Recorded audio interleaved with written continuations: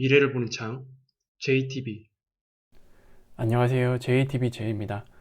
오늘 아시아 시장 전에 그래도 투자자분들한테는 좋은 소식이 있었죠. 트럼프가 결국 기존에 밀고 있었던 강경 정책을 상당히 후퇴하는 발언을 했습니다. 그래서 오늘 급반등이 나왔는데요. 어떻게 보면 이제 시장에 굴복했다라고도 볼 수 있을 것 같습니다. 트럼프는 정치인입니다. 정치적인 입지가 좁아지는 상황이 만들어지게 되면 트럼프도 뭐 어쩔 수 없죠. 그리고 중장기적으로 이제 자본 흐름이 어떻게 될 것인지 그에 대한 제 개인적인 의견도 공유를 해드리도록 하겠습니다. 일단 제가 저번에 미국이 부채를 관리하면서 패권을 이어가려면 뭐 이런 정책들을 지금 할 수밖에 없다라고 말씀을 드렸는데, 트럼프가 이거를 지금 무리하게 진행하려고 하는 거잖아요. 거기에서 이제 시장에서 어떤 발작들이 일어나면서 기존에 없었던 흐름들이 일어났습니다.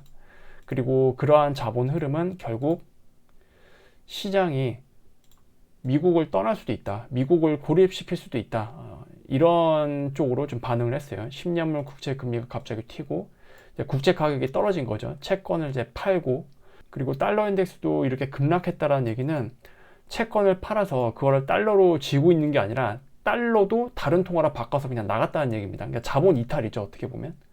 그리고 그와 반대되는 골드는 이렇게 반대로 급등을 했죠. 그래서 달러 자산에 대한 어떤 신용이 좀 추락하는 그런 모습을 보여줬습니다.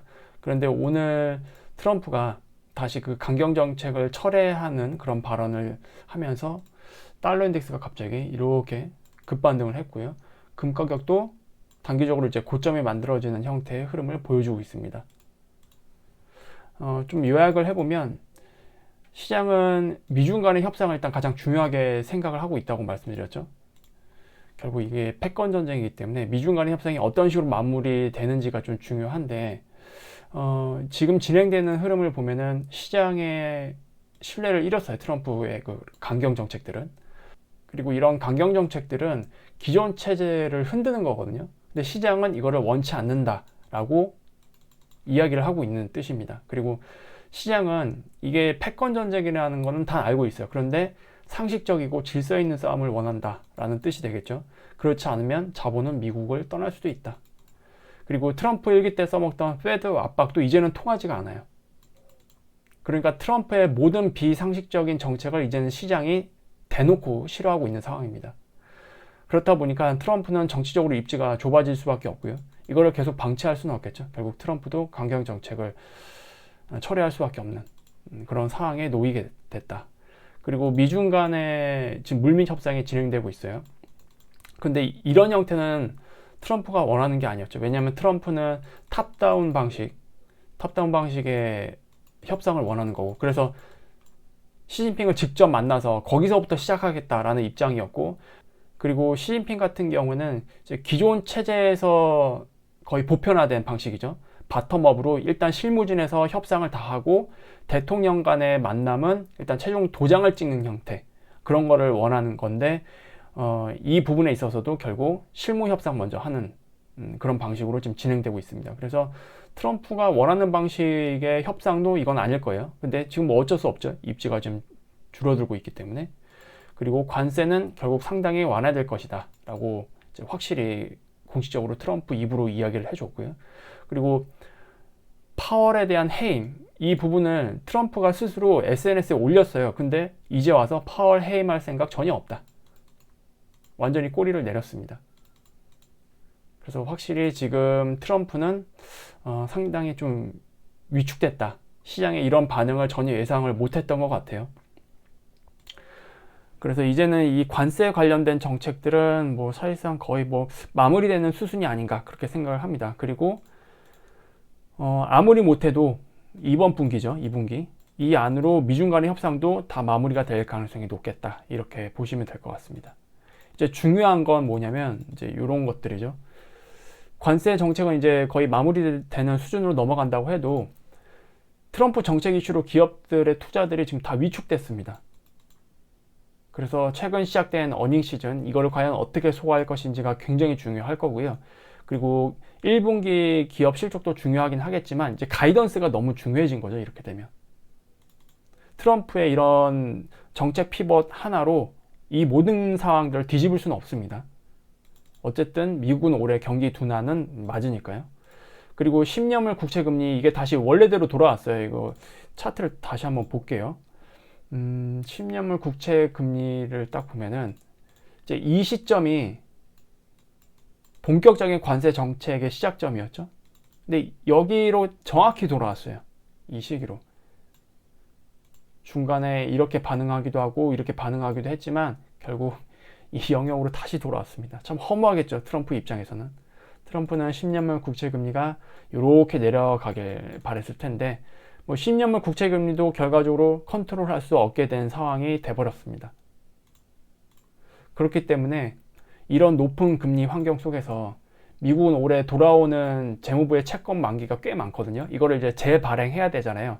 재발행은 지금 이 높은 금리 환경 속에서 책정이 되는 거기 때문에 과연 이런 것들이 시장에 어떻게 받아들여질지 이거는 이제 계속 체크를 해볼 문제이긴 한데 미국 입장에서는 악재죠, 이거는.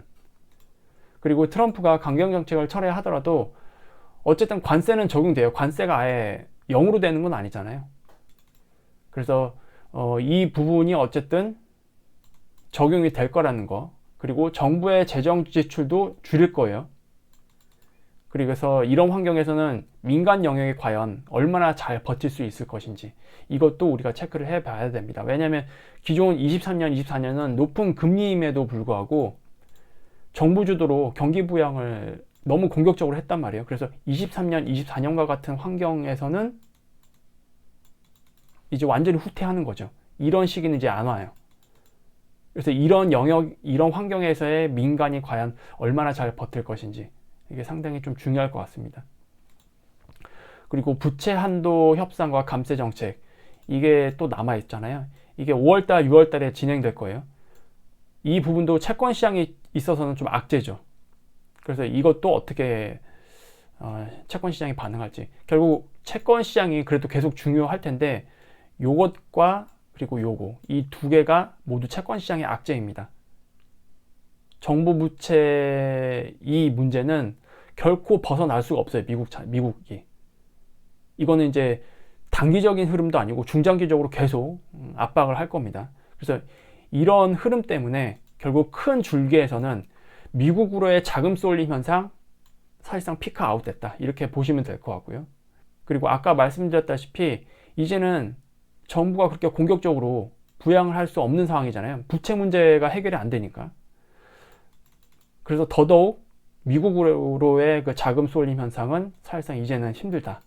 그러면 미국 외 지역으로 자본을 분산시키는 흐름이 중장기적으로 나올 수 있다. 이거를 여러분들이 생각을 하셔야 될 것 같습니다. 사실상 약달러 경제 사이클이 임박했다. 이렇게 보시면 될 것 같아요. 그리고 이거는 이제 계속 반복되는데 특히 이번에는 약달러 경제 사이클의 그 강도가 좀 심화될 수도 있다. 요걸로 보시면 될 것 같아요. 일단 지금 미국 주식과 미국 외 주식을 비교를 해보면 미국 주식이 역사적으로 가장 고평가된 상황이거든요. 닷컴 버블 때도 이렇진 않았어요. 근데 지금은 미국으로의 자금 쏠림이 너무 심화된 상황입니다. 이게 되돌려질 때는 이렇게 강했던 만큼 상당한 강도로 되돌려질 가능성이 높거든요. 그래서 그런 부분도 여러분들이 생각을 하셔야 될 것 같고, 그리고 이미 지난 30년 이상간의 사이클이 약달러 경제 사이클과 강달러 경제 사이클이 계속 반복됐어요. 이제 이게 결국 지금 글로벌 자금을 운영하는 금융 세력들이 수익을 내는 방법이거든요. 그러니까 비싼 거를 계속 올리기는 좀 힘들죠. 한계가 있죠. 그래서 비싼 거를 팔고 싸진 거를 다시 사서 또 수익을 내는 이게 계속 반복되는 거예요. 지금 이 밑으로 내려와 있는 게 약달러 구간입니다. 약달러 경제 사이클이라고 보시면 돼요. 그리고 실제로 요 사이클 요 사이에는 다 리세션이 존재합니다. 물론 이번에 금리 인하가 공격적으로 진행된다라면 뭐 올해 리세션 오겠죠. 그런데 공격적인 금리 인하가 아니라 서서히 금리 인하는 그런 흐름으로 가게 되면 뭐 리세션 정도는 아니고 뭐 마일드 리세션이나 아니면 뭐 연착륙 정도로 아마 끝날 거예요. 어쨌든 기존 사이클은 이제는 마무리되는 구간입니다. 이제 새로운 사이클이 도래할 거예요. 그 과도기에 있다라고 보시면 됩니다. 지금 약달러, 강달러, 약달러, 강달러, 약달러, 강달러. 이게 지금 2020년까지만 있는데 2025년 지금 현재까지로 연장하면 되겠죠. 그러면 지금 거의 14년 정도 되고 있는 겁니다. 역사적으로 가장 긴 강달러 경제 사이클이에요. 그만큼 유동성도 굉장히 많이 풀었고요.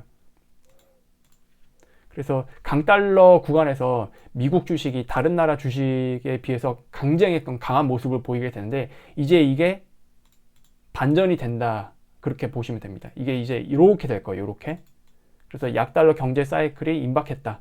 이 차트상으로도 우리가 좀 예상을 해볼 수 있습니다. 그러면 결과적으로 미국 주식보다 다른 나라 주식 시장이 앞으로 훨씬 더 아웃퍼폼 될 가능성이 높겠다. 특히 작년에 미국 주식으로 떠났던 서학개미 같은 경우에는 앞으로 한 3년에서 5년 정도는 굉장히 큰 상대적 박탈감을 느낄 수도 있겠다라는 생각이 듭니다. 왜냐하면 약달러 경제 사이클에서는 미국 지수에 투자하는 거는 좀 상당히 불리한 모습을 많이 보여줬거든요.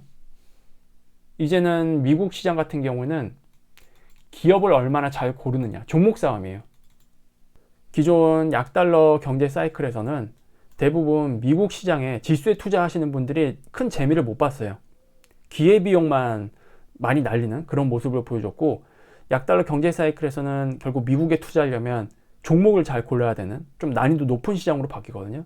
과연 코로나 이후에 주식 경력이 짧았던 좀 초보 성향의 많은 서학개미들이 이런 것들을 좀 잘 해낼 수 있을까, 그게 좀 걱정이 되긴 합니다. 어쨌든 큰 관점으로 보더라도 돌아오는 사이클부터는 한국에 투자하는 게 미국에 투자하는 것보다는 훨씬 더 좋을 것 같다. 성과가 좀 그렇게 좀 예상을 하고 있습니다.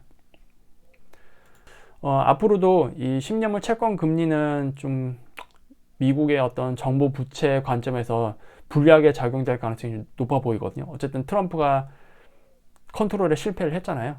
그래서 그거에 대한 압박을 이제 계속해서 받을 수밖에 없는 상황인데, 이제는 그런 이슈가 있을 때마다 미국 시장만 하락하는, 그러니까 미국 자본 이탈이죠. 미국에서 자본이 이탈되는 현상들이 나오면서 디커플되는 그런 현상들이 종종 나올 수 있지 않을까, 그렇게 생각을 합니다. 그리고 그런 현상들이 단기에 그치는 게 아니라 중장기적으로 나올 가능성이 지금 상당히 높다라는 거, 이것도 참고해서 투자를 하시면 좋을 것 같아요.